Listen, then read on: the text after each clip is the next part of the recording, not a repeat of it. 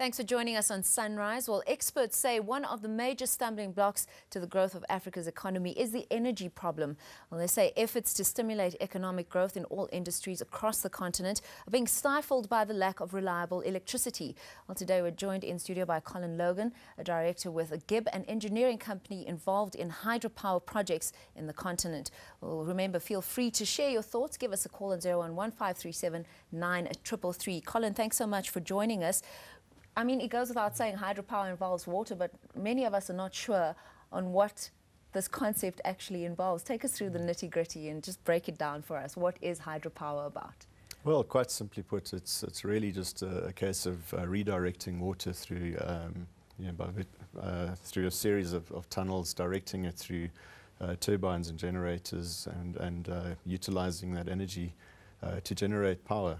How does it compare with other sources of generating power, other methods of generating power? Well, I think, internationally, really, there's a big drive to reduce our carbon footprint. And, with the fossil fuels and that, the impact there is quite large. And with hydropower, it's certainly considered to be a renewable energy source. And therefore, we see it as a huge benefit to producing power for the continent as well as internationally, for that matter. Well, then let's talk about some of the environmental and perhaps social challenges involved in producing this type of power. Look, I mean, obviously projects, depending on the size and the magnitude of the project, but it often involves the construction of dams to harness this water, particularly in countries where you have seasonal flows, and we try and use dams to store water so that there's a more regular flow of water throughout the year to meet the electricity demands. Would you need to construct a specific dam, or can you use dams that are already in existence? Wherever possible, and certainly if you look at the United States, their focus is on harnessing energy from existing dams or increasing the capacity of existing dams. But then in the less developed countries of the world, we've then still got to establish dams and that. And that's in the case where there are seasonal flows. Where there are perennial flows and that, we can then obviously use the more conventional hydro or just sort of run-of-river type schemes. I read in a brief about hydropower that one has to look at African appropriate engineering solutions. What does that mean? Does it differ to how hydropower has been harnessed anywhere else in the globe? I don't think so. I think, in general, hydropower is a fairly, it's a simple technology. Okay. And I must be careful how I put it, but I think relative to other sources of energy, it's very simple. And what we're looking for is, in Africa in particular, is solutions that looking at the full life cycle of the project, understanding that at a point we have to hand this over to operators who are maybe not as experienced in other forms of energy and that sort of thing. So using hydro and being a proven technology, I think it's certainly a solution for energy production in Africa. Let's talk about generating electricity in the rural areas of Africa using hydropower. What's done to implement the systems and perhaps even educate the community on the merits and perhaps operations when it comes to hydropower?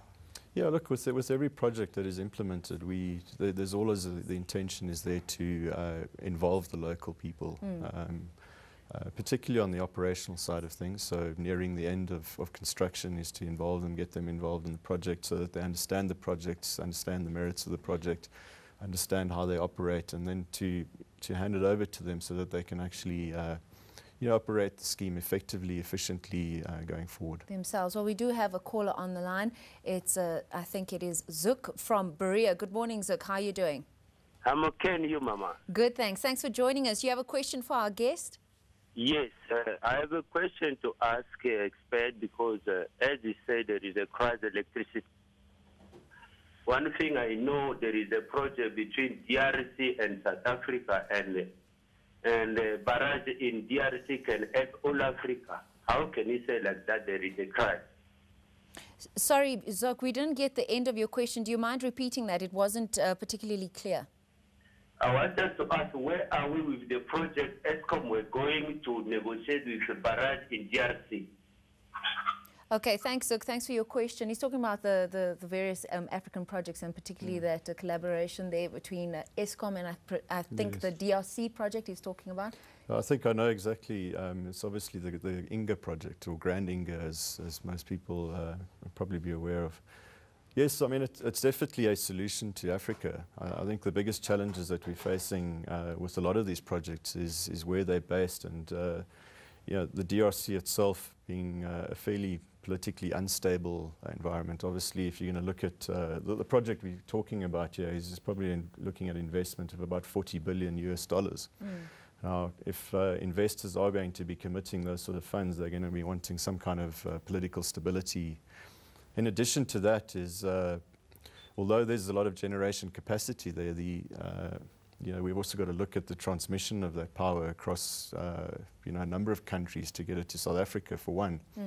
And with that, there's sort of all these cross-border agreements that have to be in place. And again, you know, it raises the risk, or the political risk associated with such projects. So, yes, certainly it is a solution. Technically, we believe it's very feasible. Yeah. But we need to get some kind of political stability in that, you know, to ensure that any investors on projects like this that their interests are fully taken care of. Well, we'll chat a bit more about the other African projects. We do have Mr. Khumalo on the line, calling us from Zimbabwe, I believe. Mr. Khumalo, thanks for joining us. Your question for our guest this morning. Yes. I would like to ask him, are they going to help us upgrade this power station in Zambia? Because we're having power shortages in Zimbabwe. Well, let's talk about I think it's about the upgrading of the power stations in, I think it is Zambia or Zimbabwe that he mentioned. What are the projects that are there? I think the Zambezi project, perhaps. Is that the question? The question, yeah. Is there a project there that you're recognizing from our caller's question? Well, there are a number of projects that are undergoing sort of upgrades at the moment. I don't know which ones in particular he's referring to. But certainly, you know, the intention will always be to upgrade existing projects that are going to reduce the impacts of any further or new projects, so that there's no relocation of people and that sort of thing. So yes, there's always the focus will be on existing projects, utilizing those. But then once the capacity of those projects is not meeting the demand, we then got to look at new projects. Yeah. Let's talk about some of these South African projects that are currently underway. I believe that the provinces of KwaZulu-Natal and Mpumalanga and the Eastern Cape are the ones endowed with the best potential for development of these hydropower plants. And in fact, I think it's the Bethlehem Hydro that's even generating income. Tell us more about those income-generating models and the various projects that we have in South Africa. Yes, there's certainly a drive now in South Africa to introduce independent power producers to the market, and you know, ESCOM themselves are committed to this process. So, you know, on the small hydro, just recently there's been an announcement by the National Electricity Regulator on what these refit rates would be, or certainly where the rates would be capped. And certainly from what we can see, there is a lot of interest in this market, and it's really now just a matter of you know, rolling these projects out. We've obviously in South Africa, the two main river courses are the Vaal and Orange, and then the Limpopo River. So a lot of the focus would be on those rivers. But then there are a number of other smaller tributaries that can be harnessed, or flows can be harnessed for this type of energy. And what about, take us into the nitty-gritty of how exactly income is generated within these communities. For example, with the Bethlehem project, is the electricity sold off to the community or to surrounding areas? What are the dynamics that are involved there? I haven't specifically been involved in the Bethlehem project, but you know, from what I understand is that it's an initiative that you know, has been set up, and there's an IPP involved there, and they are generating, you know, power for that local community there. How the power is, or where the income is distributed and that, I'm not quite sure myself. Okay. Well, you do have the Hydropower Africa event coming up, I believe from the 19th of September, taking place at the Sandton Convention Centre. One of the topics on the agenda is innovative funding solutions, and you spoke about investors and investor relations. I see that some of these projects in Africa are funded by countries like Russia and China. What is done to create investor interest in these projects within Africa? Look, again, I say, this is having attended a couple of international conferences, it's always, Africa, it all centers around finance, and it is a very critical part of rolling these projects out. Yes, on the funding side, a lot of it is coming from China and Russia. There's the World Bank that gets involved with these projects, the African Development Bank, where a lot of the funding comes from. But again, it all boils down to what the risk profile of these countries are, and really to increase that appetite to invest. We need to look at the political situation in these countries and try and get better solutions as far as that is concerned. Well, Colin, thank you so much for joining us, for unpacking the topic of hydropower. Hydropower Africa Conference takes place from the 19th to the 23rd of September, as I mentioned. It's taking place in Johannesburg at the Sandton Convention Centre, and that was Colin Logan, a director with Gibb, an engineering company involved in Hydropower Africa events.